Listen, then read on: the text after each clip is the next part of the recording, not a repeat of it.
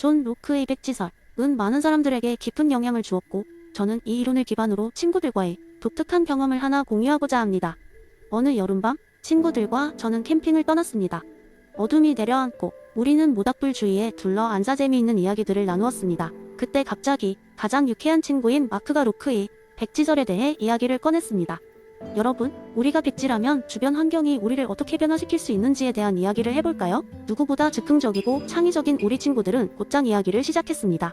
그 중에서 가장 기억에 남는 것은 루시의 이야기였습니다. 그녀는 어린 시절 매년 여름가족과 함께 농장에 갔었다고 합니다. 그곳에서 루시는 할아버지에게서 다양한 농사 기술을 배웠고, 자연 속에서 자라는 식물과 동물들로부터 많은 것을 배웠습니다. 루시는 처음엔 그런 경험들이 특별한 것인지 몰랐다고 합니다. 하지만 도시에 사는 친구들이 자연의 모습을 전혀 경험해보지 못했다는 이야기를 듣고, 그녀는 자신이 경험했던 것들이 단순한 호기심 이상의 가치가 있다는 것을 깨달았습니다. 나는 어렸을 때부터 백지였고 할아버지와 농장에서의 경험들이네, 도화지에 색을 입혀준 거야 라고 그녀는 말했습니다. 그 이야기를 들으면서 마크가 다시 입을 열었습니다. 그렇다면 만약 우리가 태어날 때부터 다양한 경험을 할 수 있는 환경에 놓여 있다면 어떤 그림이 그려질까요? 모두가 잠시 생각에 잠겼습니다. 자연의 아름다움을 경험하고 다양한 문화와 사람들을 만나는 것은 사람의 도화지에 풍부한 색을 더해 줄 수 있을 것입니다. 그러나 그날 밤 가장 인상적인 순간은 조용히 듣고 있던 앤디가 입을 열었을 때였습니다. 그는 본래 말이 많지 않은 친구였지만 그날은 특별히 많은 생각이 있었던 것 같습니다. 내 생각엔 우리가 꼭 멀리 가지 않더라도 일상에서도 충분히 우리의 도화지를 채워나갈 수 있는 경험을 찾을 수 있어. 때론 책 한 권, 한 곡의 음악이 우리를 변화시킬 수 있지 않을까? 앤디의 말에 모두 고개를 끄덕였습니다. 그날 밤 우리는 로크의 백지설에 대해 더 깊이 생각하게 되었고, 환경과 경험이 우리를 어떻게 형성하는지를 다시금 느꼈습니다. 각자 저마다의 백지 위에 그려지는 무수한 경험들이 모여 우리 자신을 완성해 나가는 과정이라는 것을 깨달았습니다. 그 이후로 우리는 종종 모여 각자 이 백지가 어떻게 변해가고 있는지를 이야기하곤 합니다. 이는 단순한 이론에 지나지 않을 수 있지만 우리에게는 세상을 바라보는 또 다른 창이 되어 주었습니다.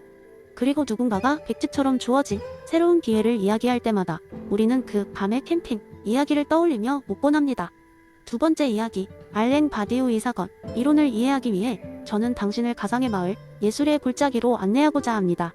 이 마을은 평범한 일상으로 가득 차 있으며 주민들은 매일 같은 시간에 일어나 같은 식사를 하고 같은 일터로 떠나는 생활을 반복하고 있었습니다. 예술의 골짜기는 그 이름에도 불구하고 실상 크게 다를 것 없는 지루한 곳이었지만 어느 날 사건이 이곳에 찾아옵니다. 이야기는 마을의 중앙 광장에 있던 낡은 분수에서 시작됩니다. 그 분수는 대대로 주민들에게 물을 제공했지만 날이 갈수록 노후화되어 이제는 간간히 물이 흐르는 정도였습니다. 마을 사람들은 더 이상 분수에 기대를 걸지 않았고 광장에서의 일상은 정체되어 가고 있었습니다. 그러나 어느 비 오는 날 저녁, 평범한 일상을 깨뜨리는 사건이 마을에 일어났습니다. 마을에 살던 젊은 예술가인 루카스는 어느 날 밤 불현듯 낡은 분수에 매혹되기 시작했습니다. 그는 그저 분수를 바라보던 중갑작술에 한 가지 영감을 얻었고 곧바로 자신의 작업실로 달려가 그림을 그리기 시작했습니다. 그의 머릿속에는 분수에서 뿜어져 나오는 물이 마을 전체를 휘감고 그것이 무수한 빛과 색깔로 분출되는 장면이 가득 찼습니다. 이 영감은 그에게 있어 기존의 마을이 갖고 있던 질서를 초월하는 사건이었습니다. 루카스는 쉬지 않고 그림을 그렸고 몇 주가 지나자 그는 거대한 캔버스에 마을이 광장을 새롭게 재해석한 작품을 완성했습니다. 이 그림 속에서 물은 별처럼 빛났고 마을 사람들은 그 빛에 이끌려 춤을 추고 있었습니다. 마을은 그야말로 환상적인 변화를 겪고 있었습니다. 그는 이 작품을 광장 한복판에 전시하기로 결정했습니다. 처음에는 사람들이 그저 평범한 그림처럼 지나쳤지만 시간이 지날수록 루카스의 그림 속에서 빛이 흘러나오듯 사람들의 마음속에도 변화를 위한 불씨가 피어오르기 시작했습니다. 마을 주민들은 그림을 보고 자신들의 삶을 돌아보게 되었고 잊고 있던 꿈과 열정을 다시 한번 불태우기 시작했습니다. 어느 날 밤 평소와 같이 광장을 지나던 한 여인이 그림 앞에 멈춰섰습니다. 그녀는 그림 속에 춤추는 사람들처럼 생생하게 살아가는 삶을 꿈꾸었고 갑작스레 자신의 삶이 너무 정체되어 있다는 것을 깨달았습니다. 그녀는 자신도 모르게 광장 한복판에서 춤을 추기 시작했고 그 모습을 본 다른 사람들도 하나둘씩 그녀와 함께 춤을 추기 시작했습니다. 이날 밤 광장은 수십 년 만에 처음으로 사람들의 웃음소리와 음악소리로 가득 찼습니다. 이 예술적 사건은 주민들에게 새로운 가능성을 제시하였습니다. 그들은 더 이상 일상을 따분하게 반복하지 않았고 각자 자신만의 방법으로 마을을 새롭게 변화시키기 시작했습니다. 어떤 이는 자신의 가게 앞을 다양한 색으로 칠해 예술 갤러리로 탈바꿈했고 또 다른 이는 오래된 제빵수를 현대적으로 재해석하여 사람들에게 신선함을 줬습니다. 알랭 바디우가 말하는 사건의 본질은 루카스의 예술 작품처럼 기존의 질서를 흐트러뜨리고 새로운 가능성을 여는 변혁적 순간에 있습니다. 그리고 이는 단순히 한 예술가의 영감에서 시작된 일이었지만 마을 전체의 변화로 이어진 것처럼 개인의 충실한 태도와 행동이 사회 전체를 변화시킬 수 있는 엄청난 힘을 지니고 있다는 것을 보여주고 있습니다. 이러한 사건은 누구에게나 일어날 수 있으며 그것은 우리가 얼마나 떨림없는 과개방된 태도로 이러한 순간을 맞이하느냐에 따라 달라질 수 있는 것입니다.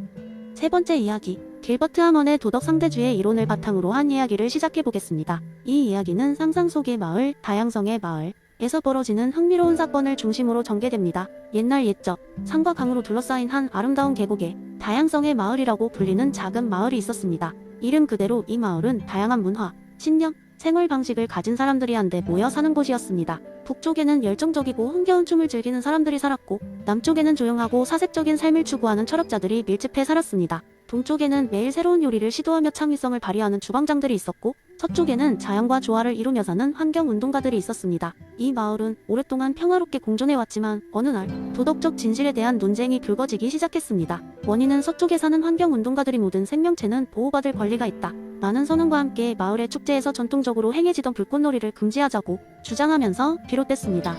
불꽃놀이는 매년 마을에서 가장 큰 축제의 하이라이트 행사가 되어왔고 북쪽의 사람들은 이 축제가 없이는 마을의 정체성이 흔들린다고 생각했습니다. 논쟁은 빠르게 확산되었고 각 집단은 자신의 관습과 믿음이 더 도덕적이라고 주장하며 마을 회관에 모였습니다. 북쪽 사람들은 우리는 놀이와 축제를 통해 삶이 기쁨을 나누는 것을 중요시한다고 말했고 서쪽 사람들은 자연과 생명의 존중 없이는 우리의 미래도 없다고 반박했습니다. 이제 마을은 더 이상 다양성의 마을이 아닌 갈등의 마을처럼 보였습니다. 이때 중간에 위치한 중앙광장에서 조용히 상황을 지켜보던 현자가 있었습니다. 그는 하먼의 도덕 상대주의에 깊은 통찰을 가진 인물이었고 마을 사람들에게 도덕적 진실이란 절대적인 것이 아니라 각자의 문화와 경험에 따라 다양하게 존재할 수 있음을 알려주고 싶었습니다. 그의 이름은 하몬이었고 그는 사람들 앞에 나서 이렇게 이야기했습니다. 친애하는 마을 여러분, 우리는 모두 다른 방식으로 세상을 봅니다. 중요한 것은 우리의 차이를 인정하고 서로를 이해하기 위해 노력하는 것입니다. 북쪽의 춤과 기쁨, 서쪽의 자연사랑 모두 우리가 소중히 여기는 가치입니다. 그렇다면 이 두 가지가 공존할 방법을 찾아보는 것은 어떨까요? 이 말을 들은 마을 사람들은 잠시 조용해졌지만 이내 열띤 토론이 시작되었습니다. 그리고 아주 흥미로운 제안이 나왔습니다. 불꽃놀이 대신 축제의 밤을 빛으로 가득 채우기 위해 북쪽의 사람들은 춤과 조명을 결합한 빛의 춤을 선보이게 되었습니다. 서쪽의 환경운동가들이 이를 도와주며 자연에 해를 끼치지 않는 방법으로 축제를 진행할 수 있도록 조언했습니다. 결국 마을 사람들은 각자의 도덕적 관점을 존중하고 모든 사람에게 의미 있는 해결책을 찾아냈습니다. 그 이후로 다양성의 마을은 새로운 전통을 만들어가며 더욱 굳건한 공동체가 되었고 하몬은 자신의 철학적 통찰이 사람들에게 어떻게 실질적인 변화를 가져올 수 있는지를 보며 미소 지을 수 있었습니다. 이 이야기는 도덕적 상대주의가 단순히 차이를 강조하는 것이 아니라 서로의 차이를 인정하고 이해하며 더 나은 공존을 찾아가는 과정을 보여줍니다. 다양한 가치관과 관습이 공존하는 현실 속에서 우리가 보다 나은 사회를 만들어 갈 수 있음을 시사하는 교훈이 담겨 있습니다. 네 번째 이야기, 옛날 어느 작은 마을에 값비싸지 않지만 매우 특별한 가치를 지닌 시계가 있었습니다. 이 시계는 마을 광장 한가운데 우뚝 서 있었으며 그 시간조차 정확하지 않았는데도 사람들은 이 시계를 매우 소중하게 여겼습니다.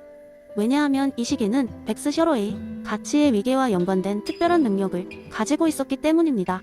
마을 사람들은 매일 저녁 해가 질 무렵 광장에 모여 시계와 함께 자신의 하루를 돌아보곤 했습니다. 이 시계는 시간을 맞추는 용도보다는 그날의 감정과 가치를 되새기고 서로의 이야기를 나누기 위한 상징적인 존재였습니다. 이날도 마을 사람들은 하루의 일과를 마치고 모닥불을 피워놓고 시계 주위에 모였습니다.